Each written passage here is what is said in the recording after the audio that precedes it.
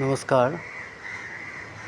যাদের এরকম 20 বিঘা ছাদ আছে বা 20 বিঘা বাড়ি আছে বা অফিস আছে, এবার ছাদ থেকে জল চুয়ে এই অবস্থা হচ্ছে দিনে দিনে।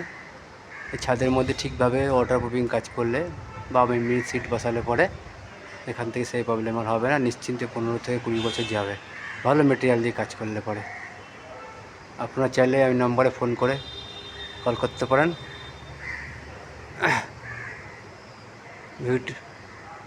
ভিডিও ভালো লাগলে লাইক এবং চ্যানেলটিকে সাবস্ক্রাইব করে দেবেন, চ্যানেল শেয়ার করে দেবেন, যাতে যাতে এরকম সমস্যা হচ্ছে তারা এই কাজগুলো করাতে পারে কাজের বিনিময়ে।